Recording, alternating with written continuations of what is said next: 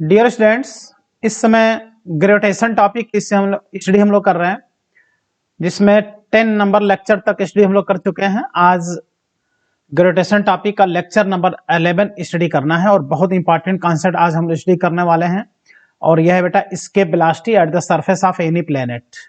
किसी भी प्लेनेट के सरफेस पे बेटा एस्केप वेलोसिटी, ये बहुत ही इंपॉर्टेंट माना जाता है। एस्केप वेलोसिटी से अक्सर क्वेश्चन एग्जाम में आते हैं। इसके वेलोसिटी पढ़ने के बाद से इसके कई स्पेशल केस पढ़ने पड़ेंगे।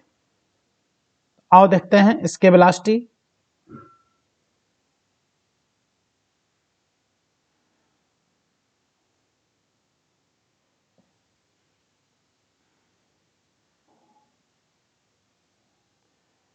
बेटा escape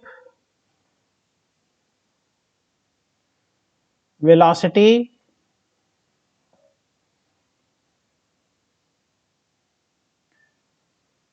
at the surface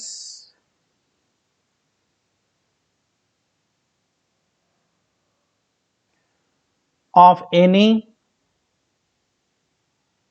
planet. इसके वेलोसिटी को वी से इंडिकेट करते हैं और ये बहुत ही इंपॉर्टेंट माना जाता है। इसके वेलोसिटी का नाम लेकर के क्वेश्चन डायरेक्ट एग्जाम में आता है। किसी भी प्लेनेट के सरफेस पे बेटा इसके वेलोसिटी का कांसेप्ट ये होता है कि किसी भी प्लेनेट के सरफेस से किसी भी बॉडी को इतनी कम से कम वेलोसिटी से प्रोजेक्ट कर दिया जाए कि वह बॉडी उस प्लेनेट के ग्रेविटी को जस्ट पार कर जाए, जस्ट एस्केप कर जाए। हम ध्यान दो, बात कर रहे हैं जस्ट एस्केप कर जाए, मतलब उस प्लेनेट की ग्रेविटी कहां जाके समाप्त होगी? इनफाइनाइट में। तो बॉडी जाके इनफाइनाइट में रुक जाए, उसके आगे ना जाए। That minimum velocity is known as escape velocity. ठीक बेटा, तो एस्केप वेलोसिटी का फॉर्मूला आप बहुत ही आसानी से एनर्जी कंजर्वेशन से फाइंड किया जा सकता है। इसके लिए हम यहां पर एक प्लेनेट बनाने चल रहे हैं।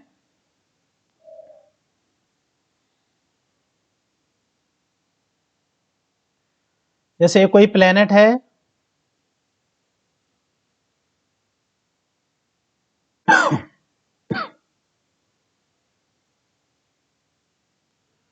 इस प्लेनेट का मास है m, प्लेनेट का सेंटर, प्लेनेट का रेडियस।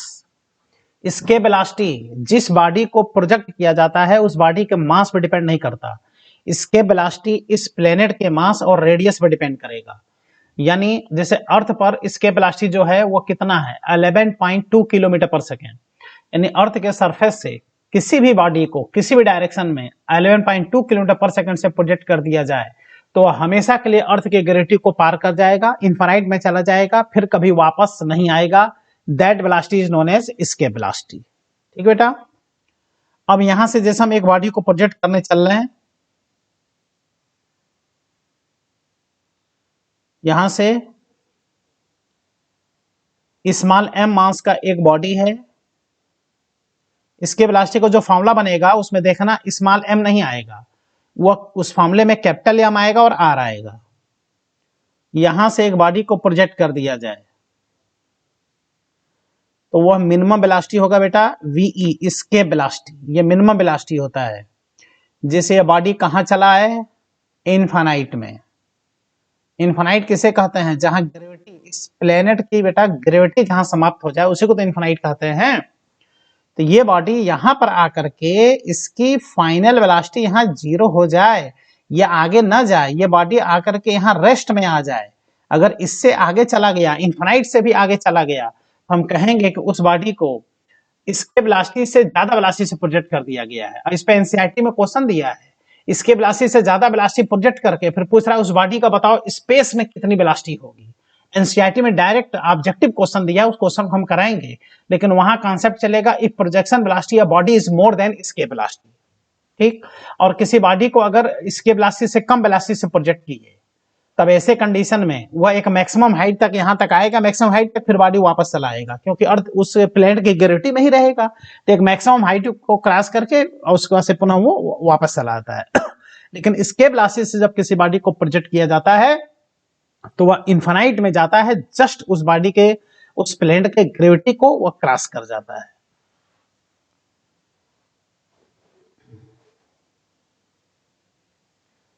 इसका डिफिनेशन क्या हो गया?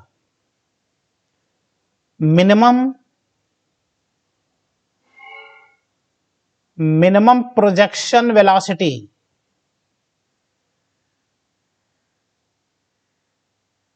देख रहे हो बेटा? Minimum projection velocity of body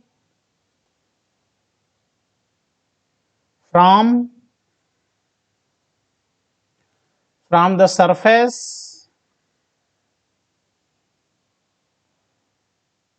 of any planet so that body, देखो हम यहां क्या कह रहे हैं, जस्ट कह रहे हैं, ये मेन कॉन्सेप्ट है, just escapes out the gravity of that planet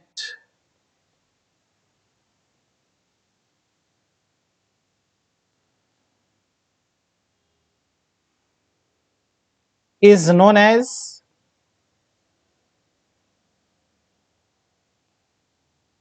escape velocity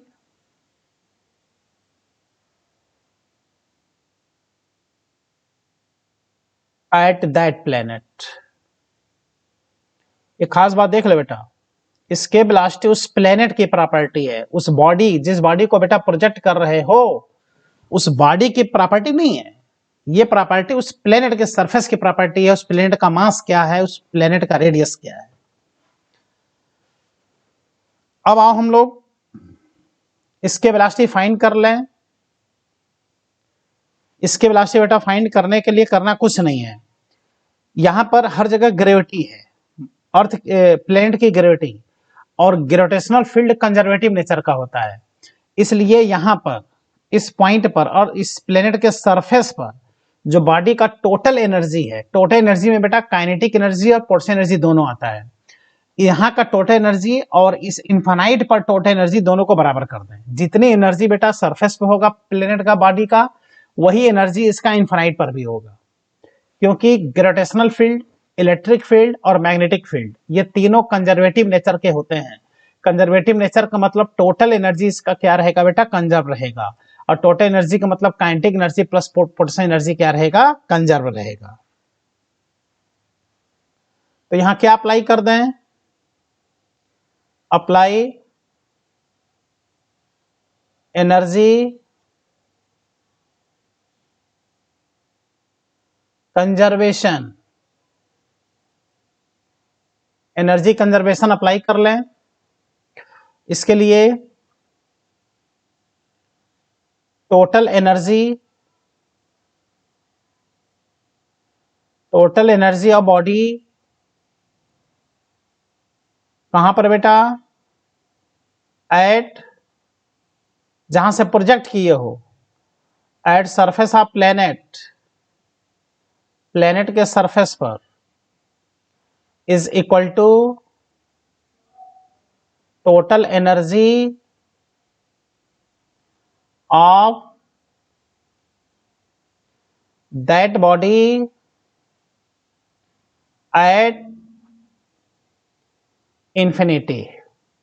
total energy में बेटा आता है kinetic energy plus potential energy,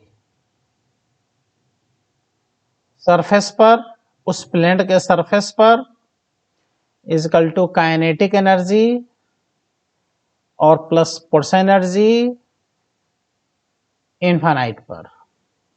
तो काइनेटिक एनर्जी कितना होगा, हाफ, जिस बॉडी को प्रोजेक्ट करो उसका मास m है, और वेलोसिटी बेटा एस्केप वेलोसिटी है, देखो हाफ m², और पोटेंशियल एनर्जी हो जाएगा -g, उस प्लेनेट का मास m इंटू बॉडी का मास m अपॉन r, ये हो गया पोटेंशियल एनर्जी।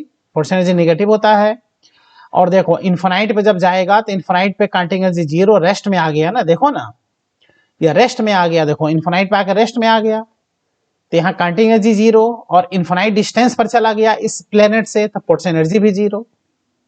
तो कितना अच्छा कॉन्सेप्ट, यानी काइनेटिक एनर्जी घट के जीरो हो जाएगा, पोटेंशियल एनर्जी बढ़ के जीरो हो जाएगा।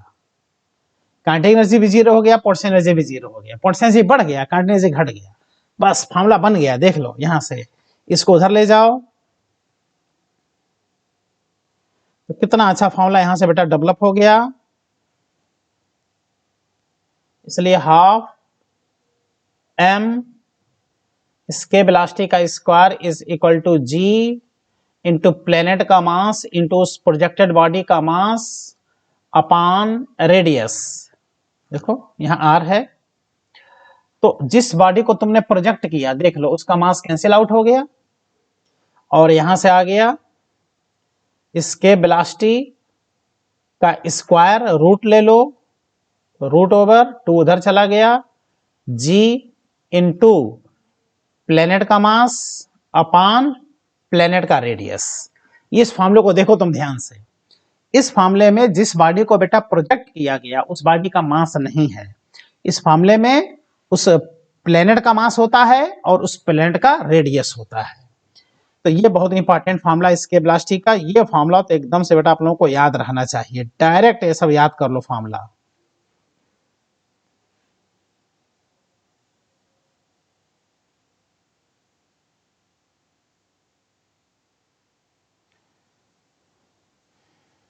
यह है फॉर्मूला ऑफ एस्केप, इसके वेलोसिटी एट द सरफेस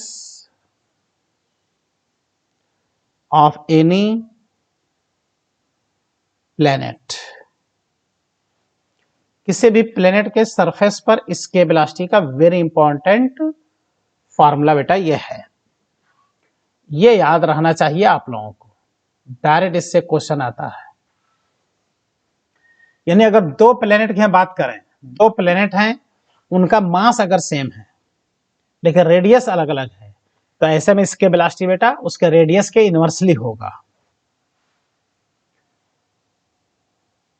और टू planets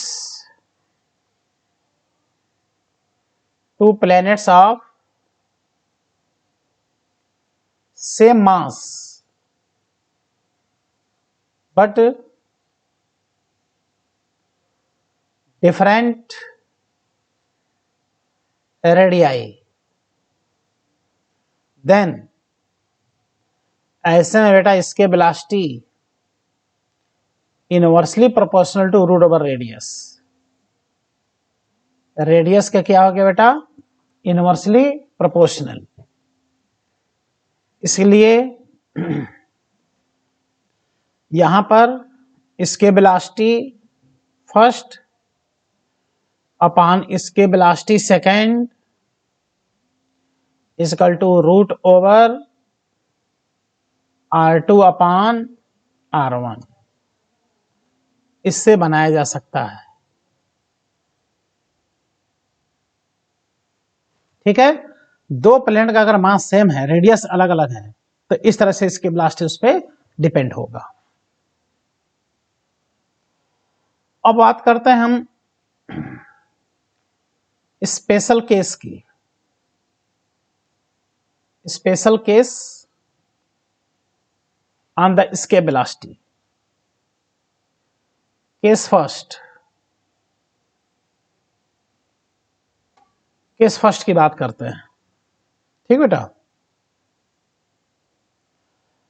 अभी हमने पढ़ा कि इसके velocity root over 2g into m upon r। एक खास बात तुम देख लो यहां पर, जिस बॉडी को हमने प्रोजेक्ट किया उसका मास स्मॉल m था, वो फॉर्मूले में नहीं है। मतलब इसके वेलोसिटी प्रोजेक्टेड बॉडी के मास पर डिपेंड नहीं होता, और अर्थ उस प्लेनेट के सरफेस से उस बॉडी को तुम किधर प्रोजेक्ट कर रहे हो, किस डायरेक्शन में प्रोजेक्ट करो, इस पर भी डिपेंड नहीं है। इसके velocity is not depend upon mass of projected body and it is also not depend upon angle of projection. ठीक है, तो यहां से तुम देख सकते हो बेटा कि इसके वेलोसिटी प्रोजेक्टेड बॉडी के मास पे इंडिपेंडेंट है, small m power 0। Small m power 0 मतलब independent, that is escape velocity is not depend upon mass of projected body के मास पर नहीं डिपेंड है, and also not depend upon angle of projection। देख रहे हो, किस डायरेक्शन में प्रोजेक्ट करो उससे कोई मतलब नहीं है। इसके वेलोसिटी से बस तुम किसी भी डायरेक्शन में उस प्लेनेट के सरफेस से प्रोजेक्ट कर दो, वह बॉडी उस प्लेनेट के ग्रेविटी को जस्ट पार कर जाएगा, इनफाइनाइट में चला जाएगा। ठीक है,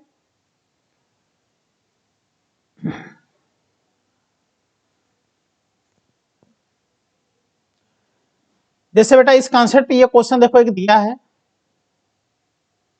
असाइनमेंट का ये क्वेश्चन है 22 नंबर क्वेश्चन, असाइनमेंट का फर्स्ट लेवल का क्वेश्चन। असाइनमेंट आप लोग देखना, फर्स्ट लेवल का बेटा ये क्वेश्चन है। The escape velocity from the earth is 11.2 kilometre per second. देख रहे हो, अर्थ पर जो escape velocity है वह है 11.2 kilometre per second. If a body is to be projected in a direction making an angle 45 degree with the vertical, then escape velocity is. कह रहा है उस बॉडी को अर्थ सरफेस से अगर 45 डिग्री पे प्रोजेक्ट कर दिया जाए तो कितनी escape velocity होगी। तो escape velocity is not depend upon angle of projection. escape velocity इतनी हाई वेलोसिटी है कि उसका कोई कंपोनेंट नहीं चलेगा बेटा escape velocity का, इसलिए escape velocity उतना ही होगा, कितना 11.2 kilometre per second. B option इसका बेटा सही होगा, क्योंकि escape velocity is not depend upon angle of projection. Angle of projection पे डिपेंड है ही नहीं है, इसलिए जो escape velocity होगा वो 45 डिग्री पे भी प्रोजेक्ट करोगे तभी भी उतना ही होगा। अर्थ के लिए अगर बात कर रहा है तो 11.2 किलोमीटर पर सेकेंड अर्थ पर escape velocity होता है, ये हम लोग पढ़ेंगे भी, इसमें कोई खास बात नहीं है। ठीक है, तो इसका आइडिया रहना देखो बेटा बहुत ही जरूरी है। अब आओ नेक्स्ट कॉन्सेप्ट पढ़ते हैं। ये हम लोग पढ़ चुके हैं केस नंबर फर्स्ट, इस पे क्वेश्चन भी कर लिए। अब case number second,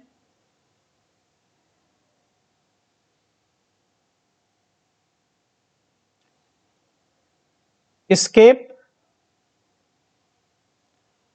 velocity at earth surface.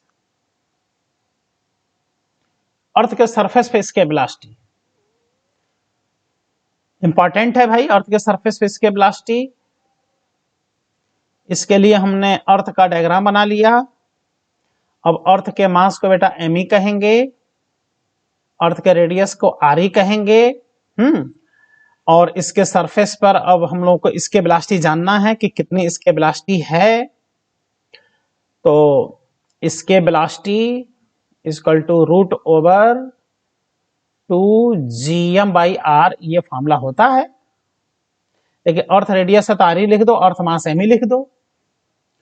लेकिन ये भी जानते हो कि अर्थ पे जो ग्रेविटी होता है इसका फॉर्मूला होता है Gme/r²। इसलिए बेटा हम लोग क्या लिख दें, Gme को लिख दें Gre²। तो इस तरह से escape velocity is equal to √/2re² और Gme को लिख दें Gre²। ठीक है, हाँ ये re² नहीं है, ये केवल re है। तो एक आरी से एक आरी कट गया। तो इस तरह से देखो, तो इसके velocity at earth surface gravity के टर्म में √2g आरी आ गया। ये बहुत इंपॉर्टेंट फॉर्मूला इसके वेलोसिटी अर्थ सरफेस √2g आरी। इसलिए अर्थ सरफेस पे इसके वेलोसिटी √2g RE। जी का वैल्यू बेटा पढ़े वो 9.8 अर्थ सरफेस पर। अर्थ रेडियस रख दो 6400 किलोमीटर। 6400 किलोमीटर को बदल लो मीटर में 1000 से मल्टीप्लाई करके, ये आ गया 2 इंटू 9.8 इंटू 64 इंटू 10⁵। इसे लिख सकते हो, ठीक। इसको लिख दो 2 इंटू 98 इंटू 64 इंटू 10⁴। एक जीरो इस पॉइंट में एडजस्ट कर दो। इसको लिख दो 2 को लिख दो 4, 98 को लिख दो 49, 4 इंटू 49 लिख दो इंटू 64 इंटू 10⁴। तो 4 का रूट हो गया बेटा 2, इसका रूट हो गया 7, इसका रूट हो गया 8, 10⁴ का रूट हो गया 2, और ये आ गया देख लो 112 इंटू 10⁻² मीटर पर सेकेंड। इतना मीटर पर सेकेंड आया। इसलिए ये जो इसके वेलोसिटी आया 112 इंटू 10⁻² मीटर पर सेकेंड। इसको लिख दो 11.2 इंटू 10⁻³ मीटर पर सेकेंड। अभी भी मीटर पर सेकेंड ही है, इतने मीटर पर सेकेंड। या इसको लिख सकते हो बेटा 11.2 किलोमीटर पर सेकेंड, क्योंकि 10⁻³ है।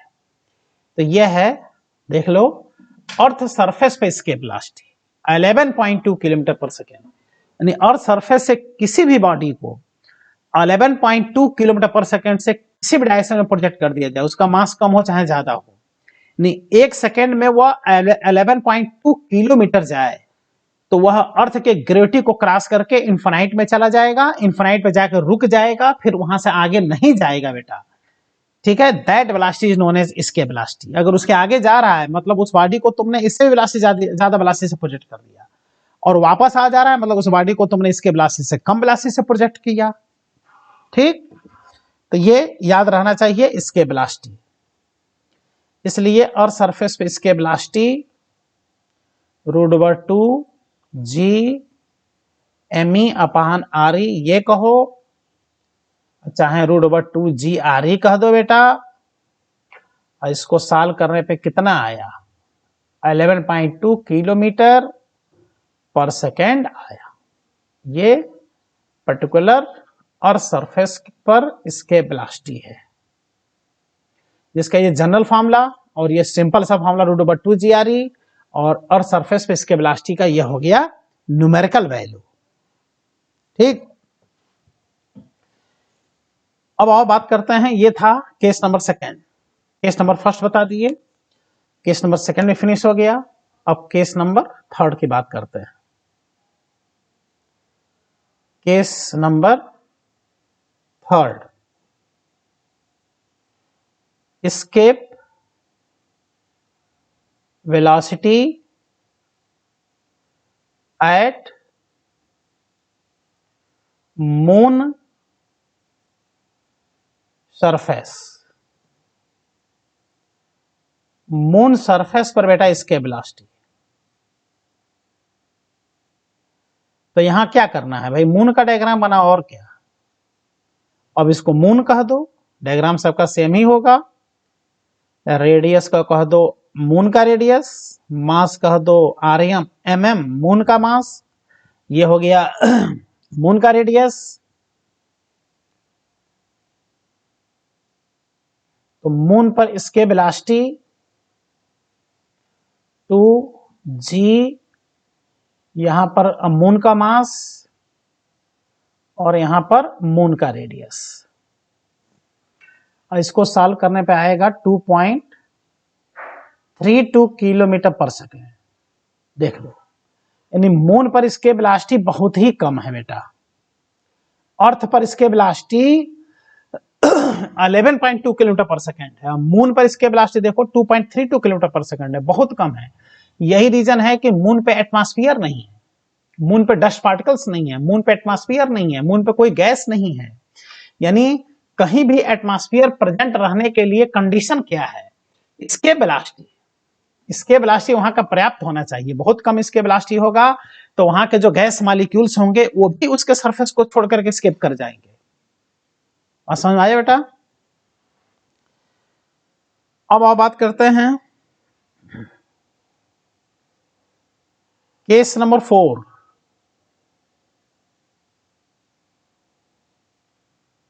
ये कौन सा कंडीशन है बेटा? एग्जिस्टेंस ऑफ एटमॉस्फेयर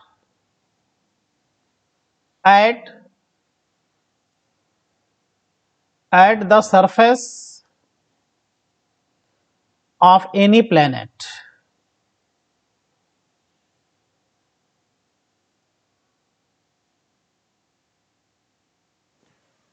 किसी भी प्लेनेट पर एटमॉस्फेयर प्रेजेंट रहने का कंडीशन क्या है?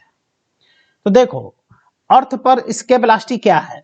11.2 किलोमीटर पर सेकेंड है, बहुत ज्यादा इसके वेलोसिटी है। तो अर्थ पर जो भी नाइट्रोजन, हाइड्रोजन, ऑक्सीजन, जो भी गैस यहां पर प्रेजेंट है बेटा, उनकी रूट मीन स्क्वायर वेलोसिटी इसके वेलोसिटी से कम है। देख रहे हो, इसके वेलोसिटी से कम है RMS velocity, root mean square velocity. ध्यान देना, थ्योरेटिकल क्वेश्चन है बनेगा तो आरएमएस वेलोसिटी का नाम लेगा, क्योंकि average velocity of gas molecule बेटा 0 होता है। तो रूट मीन स्क्वायर वेलोसिटी अगर उस प्लेनेट के इसके वेलोसिटी से कम है तो टिकेगा, नहीं तो क्या हो जाएगा बेटा? वो एस्केप कर जाएगा। ठीक है, यानी RMS velocity should be less than इसके वेलोसिटी एट दैट प्लेनेट। उस प्लेनेट पे इसके वेलोसिटी से आरएमएस वेलोसिटी कम होनी चाहिए। अब मून पे इसके वेलोसिटी बहुत कम है और आरएमएस वेलोसिटी उससे भी ज्यादा है, इसलिए वहां पर गैस मॉलिक्यूल्स, एटमॉस्फेयर, नेचर ने एटमॉस्फेयर भेजा कि जाओ वहां पर भी एटमॉस्फेयर बनाओ, लेकिन वहां पे इसके वेलोसिटी इतना कम था कि वह जब गैस मॉलिक्यूल वहां पर गए, नाइट्रोजन, ऑक्सीजन, हाइड्रोजन, जो भी गैस वहां पर गए, उस सब का सब एस्केप कर गए, टिके ही नहीं वहां पर। इतनी उनकी हाई वेलोसिटी थी जिसके वेलोसिटी से ज्यादा थी। इसलिए बेटा कहा जाता है कि मून पे एटमॉस्फेयर नहीं है। मून पे अगर हम लोग जाएं तो सांस नहीं ले पाए। ग्रेविटी है, अर्थ की ग्रेविटी का 1/6 है, लेकिन एटमॉस्फेयर मून पे नहीं है बेटा। तो क्या कंडीशन है एटमॉस्फेयर प्रेजेंट रहने का बेटा? कंडीशन है root mean square velocity of gas molecules should be less than escape velocity at that planet। उस प्लेनेट पर इसके वेलोसिटी जो है उससे अगर कम है आरएमएस वेलोसिटी, तब तो टिकेगा, वो गैस मॉलिक्यूल वहां टिकेंगे, एटमॉस्फेयर रहेगा, नहीं तो एटमॉस्फेयर नहीं रहेगा। Example, at earth surface atmosphere is present, but at moon surface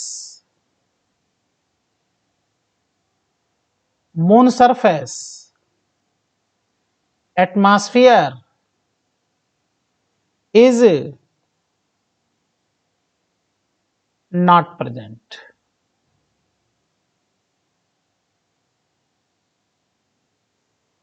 अर्थ पर एटमॉस्फेयर है लेकिन मून पे एटमॉस्फेयर नहीं है, क्योंकि अर्थ पे इसके वेलोसिटी ज्यादा है, मून पे इसके वेलोसिटी कम है। इसलिए अर्थ पर जितने भी गैस मॉलिक्यूल हैं उनके आरएमएस वेलोसिटी यहाँ के इसके वेलोसिटी से कम है, इसलिए सब टिके हुए हैं। अगर अर्थ पे भी इसके वेलोसिटी डाउन कर दिया जाए, बाई चांस किसी वजह से डाउन हो जाए, तो यहाँ के जितने गैस मॉलिक्यूल हैं सब स्केप कर जाएंगे, हम लोग सांस ही नहीं ले पाएंगे, एकदम वैक्यूम हो जाएगा, कोई यहाँ एटमॉस्फेयर ही नहीं रह जाएगा। ठीक,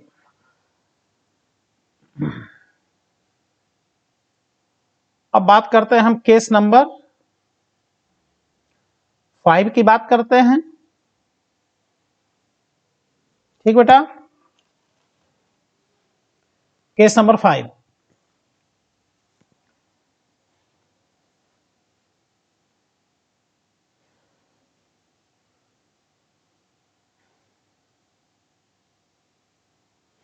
इसके वेलोसिटी का बेटा फार्मूला अभी जो हम लोग पढ़ा वो प्लेनेट के मास के टर्म में हम लोग ने पढ़ा, बहुत इंपॉर्टेंट ये होता है, यहीं से तो क्वेश्चन टच करता है। हम लोग पढ़े थे मास के टर्म में, लेकिन अब हम लोग पढ़ने चल रहे हैं इसके वेलोसिटी का फार्मूला उस प्लेनेट के डेंसिटी के टर्म में। तो देखो क्या हेडिंग है, escape velocity in term of density of that planet, उस प्लेनेट के डेंसिटी के टर्म में इसके velocity, in term of density of that planet. ये बहुत ही इंपॉर्टेंट होता है, अक्सर एग्जाम में याद रखना, इसके वेलोसिटी का बेटा जब क्वेश्चन आता है तो डेंसिटी का ही नाम लेता है, ये ध्यान देना।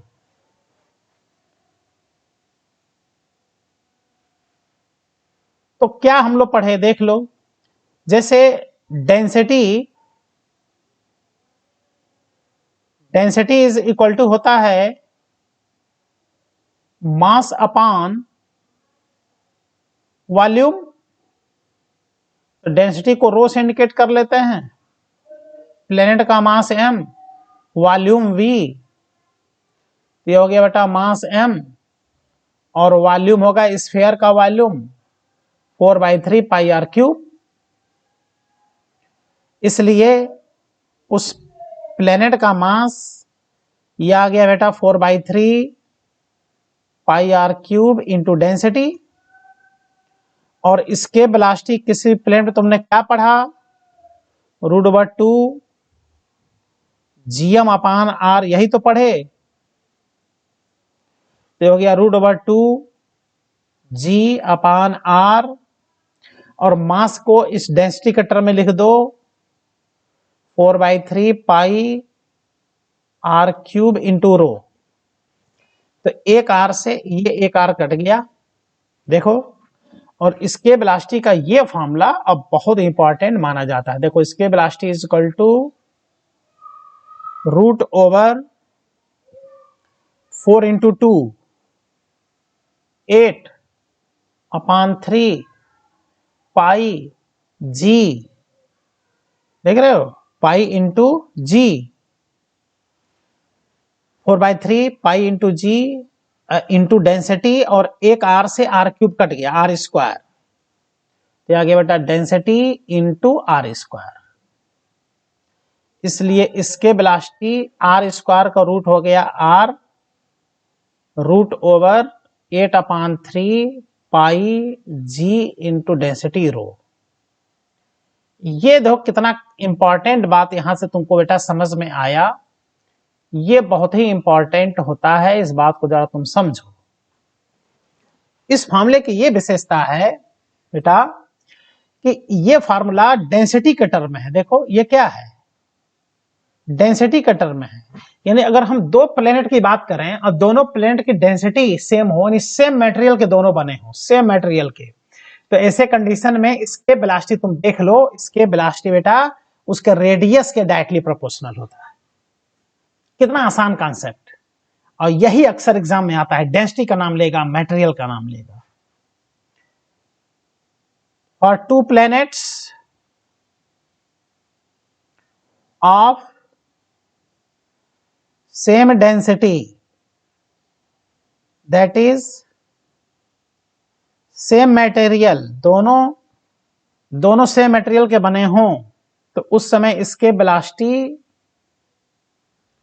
रेडियस के बेटा डायरेक्टली प्रोपोर्शनल होगा, उस प्लेनेट के रेडियस के डायरेक्टली प्रोपोर्शनल। यानी अगर दो प्लेनेट का हम नाम ले लें और दोनों का रेडियस दे दें तो कहे कि फर्स्ट प्लेनेट पे इसके वेलोसिटी और सेकेंड प्लेनेट पे इसके वेलोसिटी का रेशियो बताओ। अगर दोनों सेम डेंसिटी हैं, दोनों सेम मटेरियल हैं, तो ये रेशियो बेटा आता है R1/R2। ये रेशियो होता है, ये इंपॉर्टेंट है, इस पे विशेष ध्यान देना चाहिए। हम बार बार कह रहे हैं कि इसके वेलोसिटी का भी जब क्वेश्चन अक्सर एग्जाम में आता है तो सेम मटेरियल और सेम डेंसिटी का ही नाम लेकर के क्वेश्चन एग्जाम में आता है। ठीक, वेरी इंपॉर्टेंट कॉन्सेप्ट। अब आओ इस पे हम क्वेश्चन कराते हैं। जैसे ये फर्स्ट लेवल का 29 नंबर क्वेश्चन है असाइनमेंट का, फर्स्ट लेवल का क्वेश्चन नंबर 29, जो कि मेडिकल एग्जाम 2005 सीबीएसई पीएमटी में, एआईपीएमटी 2005 में देखो पूछा गया है। Imagine a new planet having the same density as that of the earth. देख लो स्पष्ट लिख दिया, एक प्लेनेट है जिसकी डेंसिटी अर्थ के डेंसिटी के बराबर है, 3 times bigger than the earth size, लेकिन रेडियस अर्थ के रेडियस का 3 गुना ज्यादा है। If the acceleration due gravity on the surface of earth is G, then surface of the new planet G dash. ये बेटा ग्रेविटी का क्वेश्चन है, ये इसके वेलोसिटी का क्वेश्चन नहीं है, ये ग्रेविटी का क्वेश्चन है। इसको तो अपने मन से आप लोग सॉल्व कर लेना, इसको हम नहीं सॉल्व कराना है, हमको इस क्वेश्चन को सॉल्व कराना है। यह है, देख लो, the ratio of escape velocity, नाम ले लिया, escape velocity at earth is VE to escape velocity at planet VP whose radius and mean density are twice that of the earth। देखो किसका नाम ले लिया बेटा, डेंसिटी। वो डेंसिटी का है चाहे मीन डेंसिटी, सब एक ही बात है। डेंसिटी का है चाहे मीन डेंसिटी का है, वो एक ही बात होता है बेटा, उसके लिए नहीं परेशान होना है। लेकिन नाम लिया ना बेटा रेडियस का और किसका, डेंसिटी का, इसलिए अच्छा इसमें कह क्या रहा है कि ratio of the escape velocity बताना है टू द escape velocity, मतलब अर्थ पे escape velocity, अर्थ पे escape velocity VE और प्लेनेट पे escape velocity का रेशियो पूछ रहा है, और कह रहा है कि the escape velocity at planet whose radius and mean density are twice as of the earth। यानी उस प्लेनेट की डेंसिटी अर्थ की डेंसिटी का क्या है, ट्वाइस है, और रेडियस भी उस प्लेनेट का अर्थ रेडियस का क्या है बेटा, ट्वाइस है। वो लिख रहा है whose radius and density mean density are twice that of the earth. ये देखो अर्थ की डेंसिटी का प्लेनेट की डेंसिटी 2 गुना है और रेडियस भी 2 गुना है।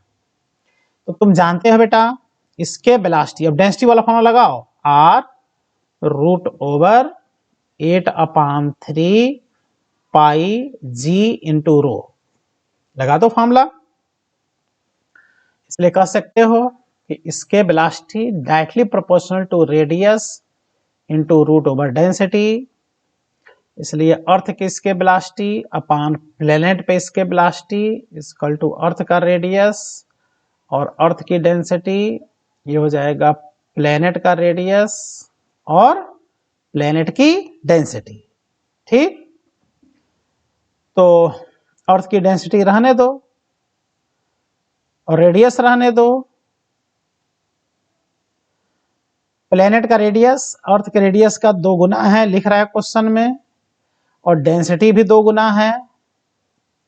ये कट गया और ये आ गया 1/2√2। तो इस तरह से अर्थ पर इसके वेलोसिटी और प्लेनेट के इसके वेलोसिटी का रेशियो 1/2√2 आ गया। देख लो किस तरह से एग्जाम में ये क्वेश्चन देखो पूछा है। डेंसिटी का नाम ले लिया है, क्या था क्वेश्चन देखो, नीट एग्जाम 2016 में मेडिकल एग्जाम में पूछा है। फर्स्ट लेवल में असाइनमेंट आप लोग क्वेश्चन देखना है बेटा, फर्स्ट लेवल बहुत इंपॉर्टेंट होता है ये फॉर्मूला। इसके वेलोसिटी का एक ही फॉर्मूला मैक्सिमम स्टूडेंट जानता है, इस फॉर्मूले को ध्यान ही नहीं देता, जबकि एकदम आसान होता है ना। फॉर्मूला याद आवे तो इसके वेलोसिटी वाले मास को डेंसिटी में बदल दो तो फॉर्मूला मिल जाता है। तो देख लो ratio of escape velocity at the earth और प्लेनेट पर रेशियो पूछ रहा है 1/2√2, ये आंसर हो गया इसका, सी ऑप्शन सही है, 1/2√2 इसका रेशियो आ गया। तो याद रखना ग्रेविटेशन टॉपिक जब एग्जाम देने जाना तो ग्रेविटेशन टॉपिक में स्केप वेलोसिटी और ग्रेविटी दोनों फॉर्मूला डेंसिटी के टर्म में जरूर तैयार कर लेना, ठीक।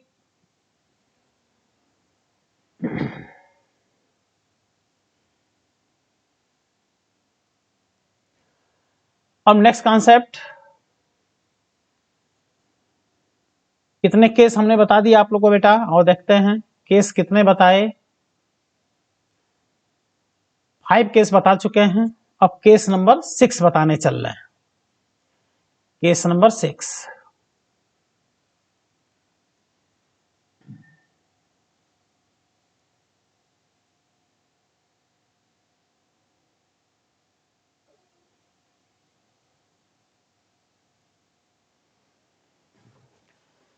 केस नंबर 6 भी इंपॉर्टेंट है। ये क्वेश्चन अगर इस पे क्वेश्चन एग्जाम में आ गया तो निश्चित एग्जाम एजेंट क्वेश्चन छोड़ देगा, सॉल्व नहीं कर पाएगा। और एनसीईआरटी में क्वेश्चन दिया हम सॉल्व कराएंगे, एनसीईआरटी का असाइनमेंट में आप लोग देखना, सेकंड पेज पे क्वेश्चन दिया है एनसीईआरटी में, एनसीईआरटी में क्वेश्चन दिया है, डायरेक्ट एग्जाम में दे देगा। कहेगा if projection velocity of body is more than escape velocity then to determine velocity of that body in space. मतलब किसी बॉडी को बेटा एस्केप वेलोसिटी से भी ज्यादा वेलोसिटी से प्रोजेक्ट करो, एस्केप वेलोसिटी से भी ज्यादा वेलोसिटी से प्रोजेक्ट करो, तो कहेगा कि उस बॉडी की स्पेस में वेलोसिटी बताओ। अच्छा बताओ स्पेस में वेलोसिटी का मतलब क्या हुआ?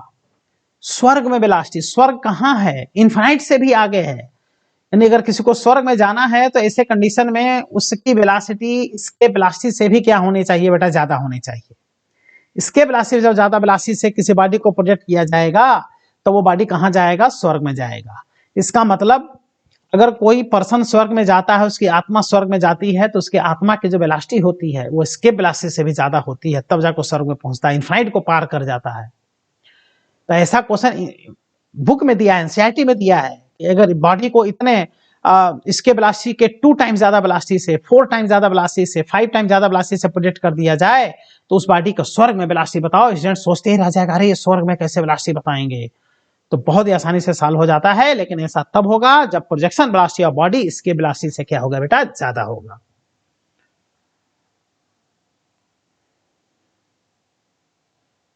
To determine velocity of a body in space, space में उस बॉडी की वेलोसिटी बतानी है, यानी कहां पर वेलोसिटी बेटा? स्वर्ग में उसकी वेलोसिटी बतानी है। स्वर्ग ऐसे ही बता रहे हैं, स्वर्ग कहां होता है, कौन स्वर्ग में जाता है, कौन स्वर्ग को देखा है, याद रखने के लिए हम बता रहे हैं। यानी उस बॉडी की स्पेस में वेलोसिटी बताना है। कब?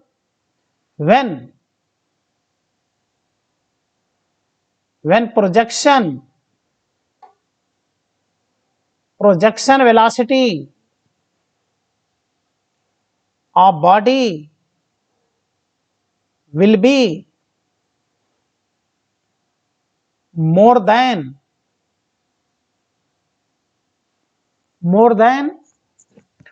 escape velocity।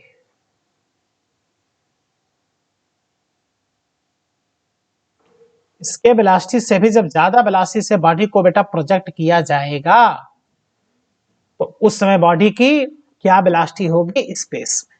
बहुत इंपॉर्टेंट, इसलिए इंपॉर्टेंट क्योंकि एनसीईआरटी में डायरेक्ट इस पे क्वेश्चन दिया है।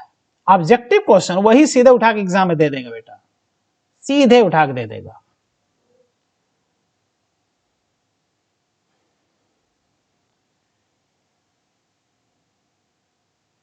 जैसे ये अर्थ है, अर्थ रेडियस आर ई, मास एम ई, यह अर्थ, और यहां से एक बॉडी को बेटा प्रोजेक्ट किया।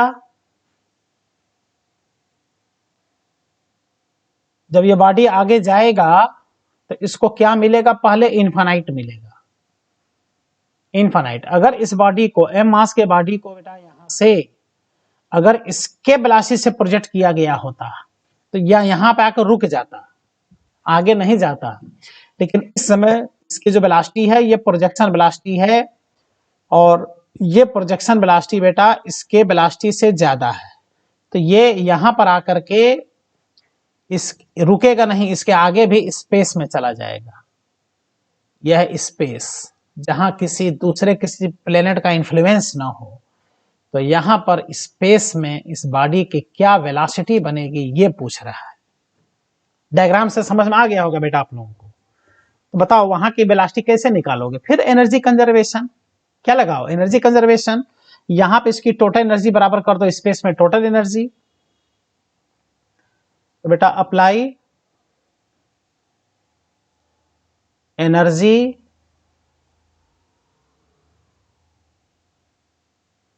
कंजर्वेशन, एनर्जी कंजर्वेशन अप्लाई कर दो। Total energy at surface equal to total energy in space, infinite से भी आगे स्पेस में। टोटल एनर्जी में सबको पता है कि आता है काइनेटिक एनर्जी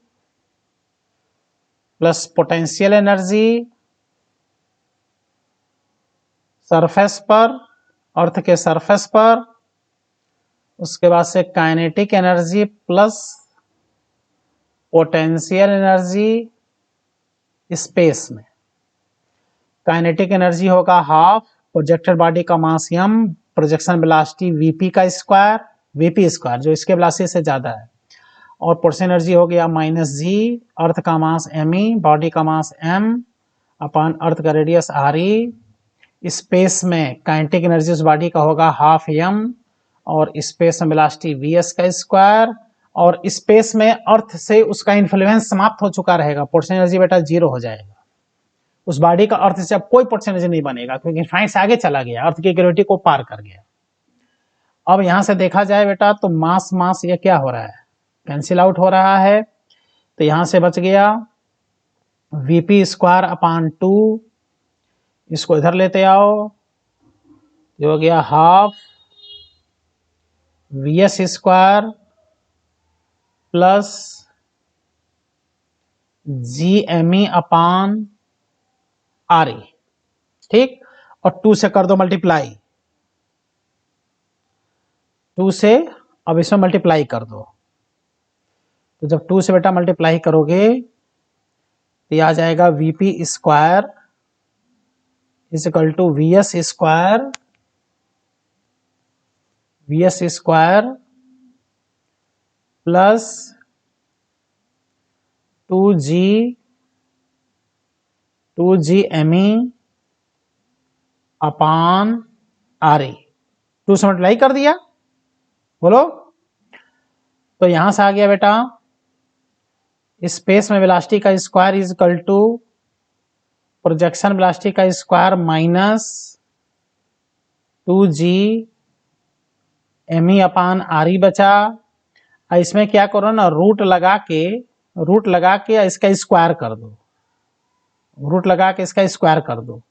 तो देखो स्पेस में वेलोसिटी का स्क्वायर इज इक्वल टू आ गया वीपी स्क्वायर, और ये हो गया इसके वेलोसिटी वीई स्क्वायर, ठीक।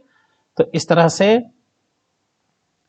स्पेस में बॉडी के वेलोसिटी आ गया रूट ओवर प्रोजेक्शन वेलोसिटी का स्क्वायर माइनस इसके वेलोसिटी का स्क्वायर, देख रहे हो, VS square is equal to VP square minus VE square. तो इस तरह से स्पेस में अगर किसी बॉडी के वेलोसिटी अगर निकालना है तो ये ट्रिक है, इस ट्रिक से अगर तुम सॉल्व करो तो तुरंत क्वेश्चन बेटा तुम्हारा सॉल्व हो जाता है। ये ट्रिकी कॉन्सेप्ट है, लेकिन ये तभी अप्लाई होगा जब प्रोजेक्शन वेलोसिटी इसके वेलोसिटी से क्या होगा बेटा, ज्यादा होगा, तभी इसको अप्लाई कर पाओगे तुम, इस बात को ध्यान दो। इस तरह से ये फार्मूला बहुत इंपॉर्टेंट फार्मूला हो गया, हर स्टूडेंट इस फार्मूले को नहीं जानता। जो बड़ा भाग्यशाली होता है, एक एक लाइन जो पढ़ता है, एक एक लाइन जिसको पढ़ाया जाता है, वही इस क्वेश्चन को समझ पाता है। अब जैसे इस पे ये क्वेश्चन आपके सामने है, और ये बेटा आप लोग देखिएगा एनसीईआरटी असाइनमेंट, जो असाइनमेंट हमने दिया है, तो सेकेंड पेज पर पेज नंबर 2 पे ये क्वेश्चन है जो एनसीईआरटी में इस तरह से ऑब्जेक्टिव क्वेश्चन दिया है, जैसे ऑप्शन यहाँ दिख रहा है एकदम ऐसे ही ऑप्शन उसमें दिया है। अब क्या कह रहा है, the escape speed of projectile on the earth surface is, देखो अर्थ सरफेस 11.2 किलोमीटर पर सेकंड स्पीड होता है, body is projected out with thrice this speed, देख लो बेटा एस्केप वेलोसिटी से 3 गुने स्पीड से बॉडी को प्रोजेक्ट किया।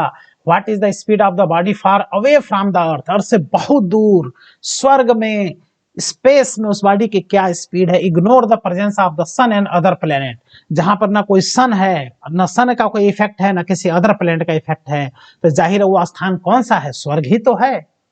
ऐसे चुटकी बजाओ बेटा, क्वेश्चन सॉल्व होगा चुटकी बजा के। और ये क्वेश्चन एनसीईआरटी में दिया है, डायरेक्ट आपके एग्जाम में आ सकता है। तो इसके वेलोसिटी है 11.2 किलोमीटर पर सेकेंड, और प्रोजेक्शन वेलोसिटी इसके वेलोसिटी का थ्राइस है, लिख रहा है देखो थ्राइस स्पीड, 3 गुना स्पीड से प्रोजेक्ट किया है। तो स्पेस में उस बॉडी का स्पीड पूछ रहा है, लगा दो ये फॉर्मूला। तो स्पेस में उस बॉडी का speed is equal to root over projection velocity का स्क्वायर माइनस इसके वेलोसिटी का स्क्वायर। तो प्रोजेक्शन वेलोसिटी है 3 टाइम्स ऑफ इसके वेलोसिटी, यह आ गया 9 VE square minus VE square root over 8 VE square is equal to 2 root 2 into इसके वेलोसिटी। स्पेस में वेलोसिटी आ गया बेटा 2 रूट 2, और इसके वेलोसिटी होता है 11.2 किलोमीटर पर सेकेंड। देख लो स्पेस में जब वो जाएगा तो वहां पर भी उसकी इतनी स्पीड रहेगी, आगे इसी स्पीड से आगे निकलता चला जाएगा और आगे चलता चला जाएगा। तो कौन सा आंसर आया देख लो, 2 root 2 into 11.2 kilometre per second, ये बी ऑप्शन इसका सही है। एनसीईआरटी का बेटा ये क्वेश्चन है, इंपॉर्टेंट क्वेश्चन, तैयार कर लेना। यानी इसको तैयार रखो कि अगर किसी बॉडी को इसके वेलोसिटी से ज्यादा वेलोसिटी से प्रोजेक्ट कर दिया जाए तो क्या क्वेश्चन डेवलप हो सकता है। तो क्या क्वेश्चन डेवलप होगा, उस बॉडी की स्पेस में वेलोसिटी बेटा पूछेगा, जो इस मामले से आप सॉल्व कर सकते हो, ये ट्रिक है। ठीक है, तो बेटा आज वेरी इंपॉर्टेंट कॉन्सेप्ट हमने इसके वेलोसिटी बताया लेक्चर नंबर 11 ऑफ ग्रेविटेशन में। वेरी इंपॉर्टेंट कॉन्सेप्ट, इसके वेलोसिटी से डायरेक्ट क्वेश्चन आता है, जिसमें ध्यान देना कि इसके वेलोसिटी का फॉर्मूला डेंसिटी के जो टर्म में फॉर्मूला होता है उसको भी बेटा आप तैयार रखना, इन टर्म ऑफ डेंसिटी जरूर तैयार रखना। अब इसमें कुछ और स्पेशल केस बाकी हैं, अभी ब्लैक होल का कॉन्सेप्ट बताएंगे, अगर बॉडी का प्रोजेक्शन वेलोसिटी इसके वेलोसिटी से कम है तो कितनी मैक्सिमम हाइट को अटेंड करेगा, ये सब बताएंगे। उसके बाद से ब्लैक होल का कॉन्सेप्ट बताएंगे ही, और बॉडी की चेंज इन पोटेंशियल एनर्जी कितनी होती है अधिक से अधिक हाइट पर, ये इसके वेलोसिटी से रिलेटेड अभी कुछ कॉन्सेप्ट हैं। इसको बताने के बाद से तब जाकर के आगे हम लोग को वही केपलर लॉ पढ़ना होगा, और किसी भी सैटेलाइट का अर्थ के चारों तरफ रेवोल्यूशन, यही सब स्टडी करना है। अब टॉपिक हम लोग का फिनिश की तरफ चल रहा है, ग्रेविटेशन टॉपिक। ठीक है बेटा, thank you, all the best.